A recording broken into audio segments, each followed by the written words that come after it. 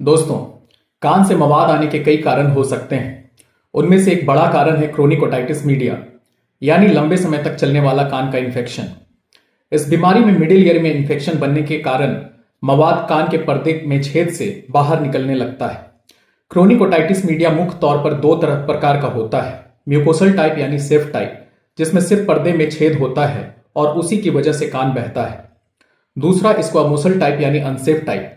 यह ज्यादा खतरनाक होता है। इसमें कान के अंदर स्किन जमा होकर एक थैली बना लेता है जो धीरे धीरे हड्डी को नुकसान पहुंचाने लगता है।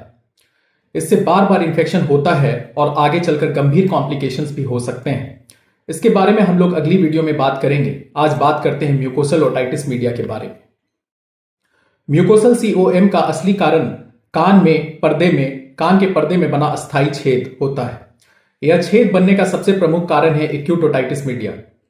इसके अलावा अन्य कारण है कान में थप्पड़ लगने और गलत तरीके से कान साफ करने से पर्दे में चोट, बार बार होने वाले इंफेक्शंस, तैराकी के दौरान कान में पानी जाने से और स्ट्रेचन ट्यूब डिस्फंक्शन।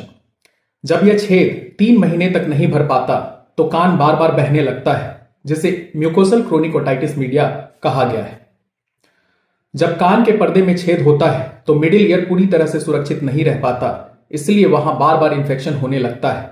यही इंफेक्शन के 2 मुख्य रास्तों से अंदर पहुंचता है। बाहर से पानी जाने पर यानी बाहरी संक्रमण का रास्ता। नहाते समय, बाल धोते समय या तैरते समय अगर पानी कान में चला जाए तो वह सीधे पर्दे में बने सुराख से होकर मिडिल ईयर में प्रवेश कर जाता है और वहां मौजूद कीटाणुओं को बढ़ाता है, जिससे इंफेक्शन शुरू हो जाता है। दूसरा रास्ता है स्ट्रेचन ट्यूब। सर्दी, खांसी, जुकाम या गले में इंफेक्शन स्ट्रेचन ट्यूब के द्वारा मिडिल ईयर तक पहुंच सकता है। इस ट्यूब का काम है मिडिल ईयर का दबाव संतुलित रखना, लेकिन इंफेक्शन के दौरान इस ट्यूब के ब्लॉक होने की वजह से मिडिल ईयर में द्रव्य और मवाद जमा होने लगता है। चूंकि पर्दे में छेद होता है, यह मवाद बाहर निकलकर कान बहने के रूप में दिखता है। यही कारण है कि ऐसे मरीज कान में पानी जाने से एवं सर्दी खांसी होते ही तुरंत कान बहने की शिकायत करने लगते हैं। इसके अलावा कम सुनाई देना, कान भरा हुआ या भारी महसूस होना ऐसे मरीजों की प्रमुख शिकायतें होती हैं। आमतौर पर इस बीमारी में कान में दर्द नहीं होता। ऐसी शिकायत होने पर आपको अपने नजदीकी ENT विशेषज्ञ से मिलना चाहिए, जो ओटोस्कोप के माध्यम से आपके कान के पर्दे की जांच करते हैं और सही इलाज करते हैं। ऐसे मरीजों के लिए सबसे जरूरी है कान को हमेशा सूखा रखना।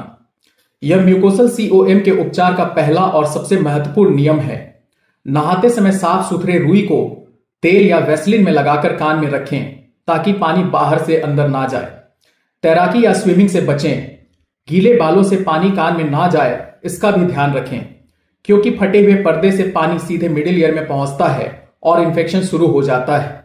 ठंडी चीजों से बचें। आइसक्रीम, कोल्ड ड्रिंक, दही, फ्रिज का पानी, बार बार AC चलाने से गले में खराश और इंफेक्शन हो सकता है और स्ट्रेचन ट्यूब के जरिए मिडिल ईयर तक इंफेक्शन पहुंचने से कान बहने लग सकता है।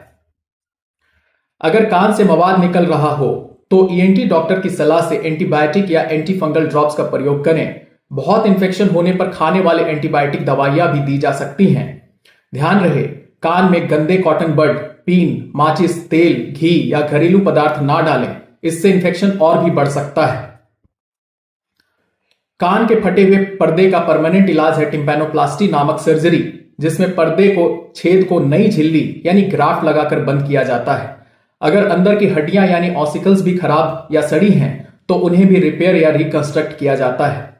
जब कान पूरी तरह सूख जाए और ना पानी ना मवाद आना रुक जाए, तभी इस ऑपरेशन को किया जाता है, अन्यथा ऑपरेशन फेल होने की संभावना बढ़ जाती है। सफल ऑपरेशन के बाद कान बहना लगभग पूरी तरह बंद हो जाता है और अगर सेंसरी न्यूरल हियरिंग लॉस नहीं है तो सुनाई काफी हद तक या पूरी तरह वापस आ जाती है।